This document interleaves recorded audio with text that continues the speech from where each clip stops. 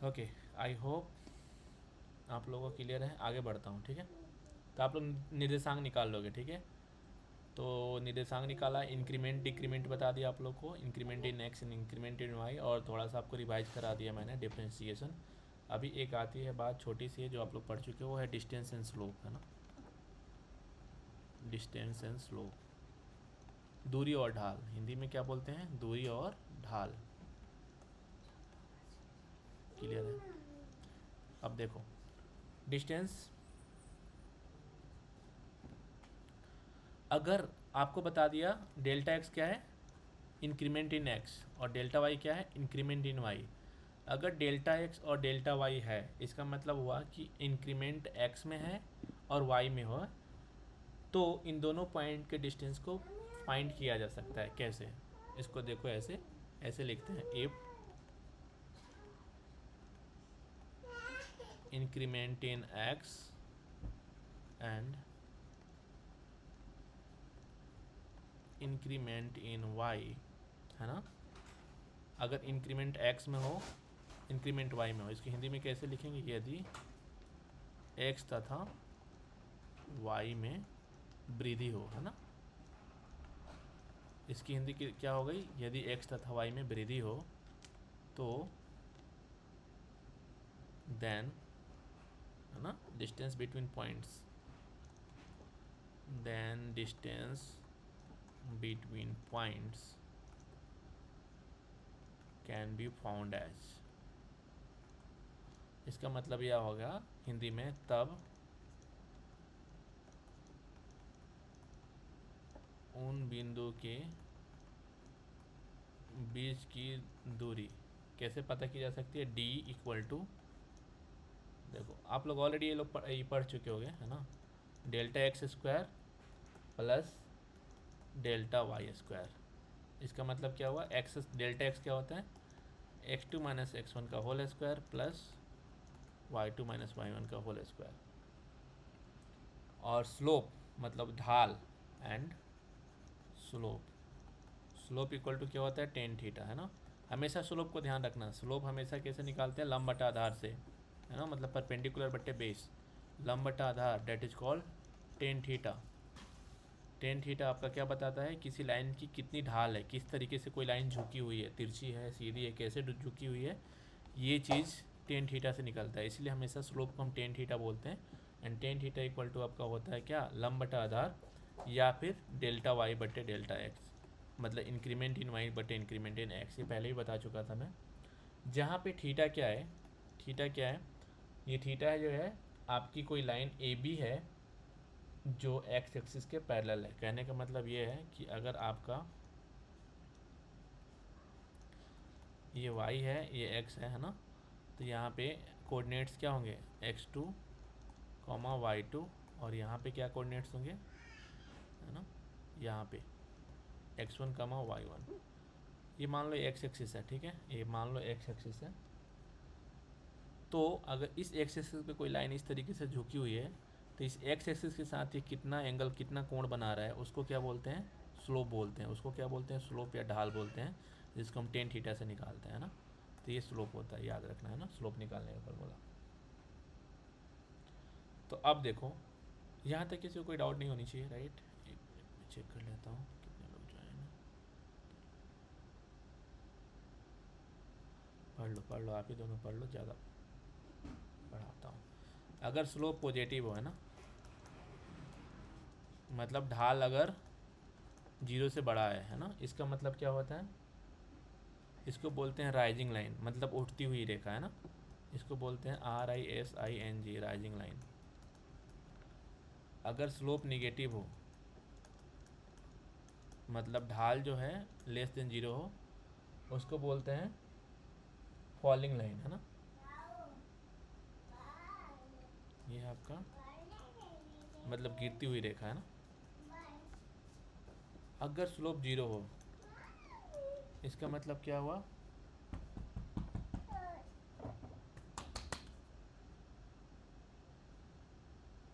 Slope zero है, इसका मतलब ये हुआ कि स्लोप जीरो कब होगा? देखो यहाँ पे जब कोई वो नहीं होगा,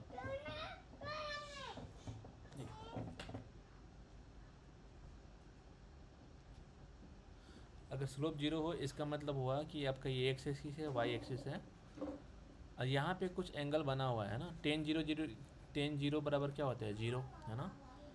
कहने का मतलब अगर थीटा 0 डिग्री हो, कहने का मतलब इसकी और इसके बीच दोनों लाइन एक ही पर हो, है ना, तब उस केस में स्लोप क्या होगा? जीरो। तो ऐसे केस में क्या बोलेंगे? लाइन जो है एक्स एक्सिस के पैरेलल है, मतलब समांतर है। समांतर लाइन के लिए ढाल क्या होगी?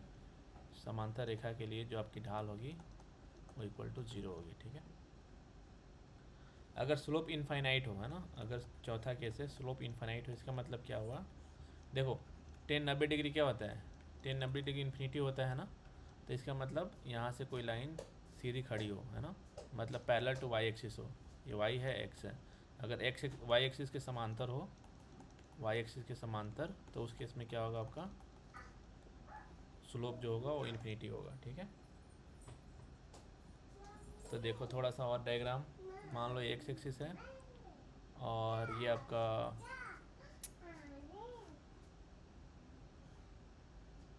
ये आपकी वाई एक्सिस है, एक्स एक्सिस वाई एक्सिस है। यहाँ पे थीटा, अगर इस लाइन का स्लोप निकालना हो, ढाल निकालना हो, तो ये पॉजिटिव ढाल आएगा, ठीक है। अगर आपका ये एक्स एक्सिस है और ये आपका वाई एक्सिस है, ठीक है, ये एक्स एक्सिस है, वाई एक्सिस है, और यहाँ से अगर आपको कोई रेखा का ढाल निकालना हो इस तरीके से इस पर, है ना, तो ये आपकी जो रेखा है ना, एक पॉइंट है, 2 पॉइंट है, इसको बोलेंगे निगेटिव स्लोप, है ना, इसको बोलेंगे निगेटिव स्लोप, मतलब ऋण ढाल। अगर ये आपकी लाइन सीधी है, ऐसे पैरेलल है ना, समांतर है एक्स एक्सिस के, है ना, समांतर है एक्स एक्सिस के, तो इसको क्या बोलेंगे? इसको बोलेंगे जीरो स्लोप, है ना। और जो लाइन अगर सीधी खड़ी हो, अभी बताया मैंने, तो इसको क्या बोलेंगे? Delta y, that is called infinite, अनंत स्लोप, है ना, अनंत ढाल, ये इनफाइनाइट स्लोप। ओके, तो ये हमारा स्लोप वाला भी कंसेप्ट ख़त्म हुआ, ठीक है। अब एक और चीज़ बताई थी मैंने, 3 तरीके की स्ट्रेट लाइन होती है ना,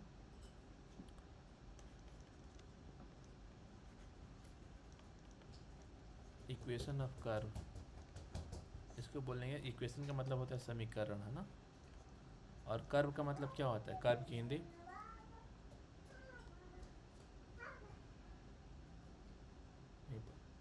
बक, हाँ, वेरी गुड, मेरे को याद नहीं आ रहा था, अच्छा किया। वक्र का समीकरण, हाँ। तो वक्र का समीकरण जो होता है, देखो, तो किसी भी कर्व की जो इक्वेशन होती है ना, वो एक्स और वाई एक्सिस के बीच में होती है। कहने का मतलब एक्स एंड वाई एक्सिस के बीच में, मतलब एक रेखा आपकी ऐसे होगी और एक रेखा आपकी ऐसे होगी। नाउ लेट्स सी, आगे देखते हैं क्या बताना चाह रहा हूँ मैं। तो बेसिकली 3 तरीके की स्ट्रेट लाइन होती है। पहला होता है, पहली जो लाइन होती है वो होती है line parallel to x axis, मतलब एक्स एक्सिस के समांतर, जिसको बोलेंगे इंग्लिश में line parallel to x axis, ठीक है। इसमें हम क्या बोलेंगे? मान लो कि ये वाई एक्सिस है आपकी और ये आपकी क्या है? एक्स एक्सिस है ना, ये एक्स एक्सिस होगी, ये वाई एक्सिस। इसकी पैरेलल कोई लाइन आप खींच दो, अगर ये एक लाइन हो गई तो इसको कैसे बोलते हैं? यहाँ पे देखो, इस y पे क्या होता है? y पे हर जगह x 0 होता है और x पे हर जगह y 0 होता है। कहने का मतलब ये हुआ, इस हर पॉइंट पे, हर एक पॉइंट पे y क्या होगा? हर एक पॉइंट पे y 0 होगा। और मैं इसको दूसरे कलर से करूँ, है ना, तो इसके हर एक पॉइंट पे, मतलब y एक्सिस के हर एक पॉइंट पे x क्या होगा? 0 होगा, क्योंकि इसमें x है ही नहीं। x तो यहाँ से स्टार्ट होगा, यहाँ से, इसमें x 0 है, इसमें y 0 है। अब y एक्सिस के हर एक पॉइंट पे, है ना, अरे y एक्सिस के हर एक पॉइंट पे आपका x क्या होगा? 0, और x एक्सिस के हर एक पॉइंट पे y 0। देखो, x एक्सिस पे y 0 और y एक्सिस पे x 0 होता है। तो अगर मैं मान लो यहाँ से यहाँ तक की दूरी अगर मान लेते हैं b हो, 4 हो, 5 हो, कुछ भी हो, तो ये वाला निर्देशांक हम कैसे दे सकते हैं? x और y में निर्देशांक देते हैं। मतलब ये पॉइंट जो कट रहा है वो x किस पे कट रहा है? 0 पे, और y किस पे कट रहा है? b पे, तो इसको बोलेंगे 0b। तो जो भी पैरेलल होती है एक्स एक्सिस की लाइन, उसकी इक्वेशन होती है y इक्वल टू बी। इसका मतलब ये हुआ अगर मेरे को y इक्वल टू 4 का ग्राफ ड्रॉ करना हो तो कैसे ड्रॉ करूँगा, ऐसे। मान लो ये y एक्सिस है और ये x एक्सिस है, एक ग्राफ ऐसे हो जाएगी सीधे जो y इक्वल टू 4, और ये किस पे कट कर रही होगी, यहाँ से यहाँ तक की डिस्टेंस कितना होगा 4, और इसको क्या बोलेंगे 0 4, है ना, 4 पे कट कर रही होगी, है ना। तो ये हुआ x एक्सिस के पैरेलल, x एक्सिस के पैरेलल y इक्वल टू 4। दूसरे टाइप के जो ग्राफ होते हैं वो क्या होते हैं, लाइन, बस 2 मिनट और, है ना, पैरेलल टू y एक्सिस। जो लाइन y एक्सिस के पैरेलल होती है, सिंपल इसका उल्टा हो जाएगा, है ना। इसका मतलब हिंदी होगा कि y एक्सिस के समांतर जो रेखा होती है, तो y एक्सिस की जो समांतर रेखा होगी क्या होगी, जैसे इस तरीके से होगी, राइट। अब यहाँ पे हर एक पॉइंट पे क्या होगा बताओ, हर एक पॉइंट पे क्या 0 होगा, इस x एक्सिस पे हर एक पॉइंट पे x 0 होगा, है ना। लेकिन ये यहाँ पे कट रही है, ये y एक्सिस के पैरेलल है ना, तो यहाँ पे कट कर रही है, तो यहाँ से यहाँ तक के बीच की कोई दूरी होगी, मान लेते हैं वो a होगी। तो x एक्सिस से इसने दूरी काटा a, लेकिन y में बिल्कुल नहीं बढ़ा, है ना। यहाँ पे कट के मैं यहाँ पे निकाल रहा हूँ, है ना। तो यहाँ पे कट के a पे, तो y एक्सिस यहाँ पे क्या होगा 0, है ना। हर एक पॉइंट पे y क्या होगा 0, मतलब x एक्सिस के हर एक पॉइंट पे y 0। ये यहाँ नहीं देखना, यहाँ तो y की कुछ वैल्यू है, मैं यहाँ की बात कर रहा हूँ ना। यहाँ पे क्या होगा a 0, कहने का मतलब जो अभी मैंने आपको यहाँ पे बताया था, कहाँ गया था,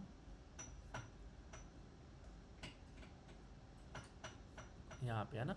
x एक्सिस पे y क्या होता है 0, और y एक्सिस पे x क्या होता है 0। तो x पे y 0, y पे x 0।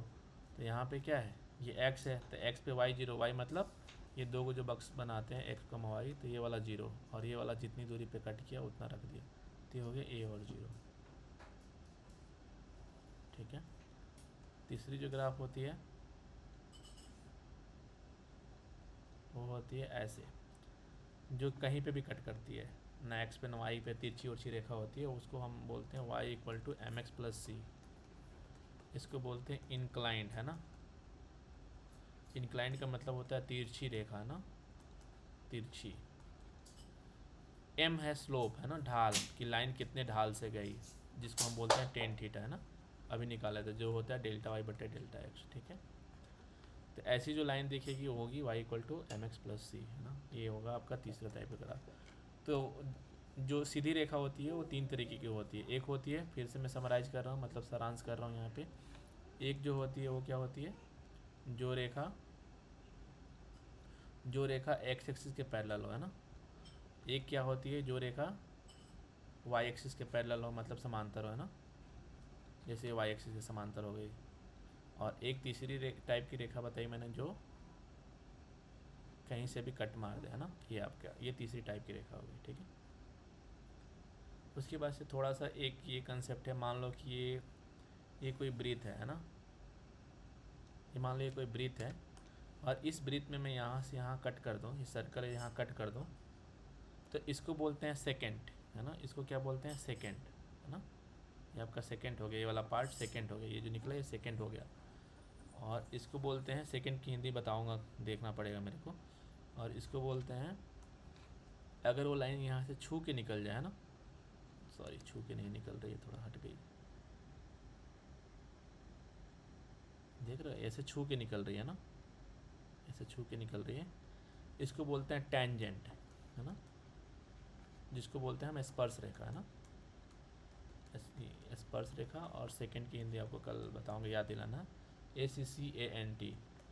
मतलब सेकंड का मतलब होता है काटने वाली रेखा, ना, इसका मतलब होता है काटने वाली रेखा, है ना, इसे अभी समझ लो। और इसका मतलब होता है छूने वाली रेखा, टेंजेंट का मतलब होता है छूने वाली रेखा, ठीक है। तो अभी के लिए इतना ही रहने देते हैं ना, और कोई डाउट कुछ है तो बताओ।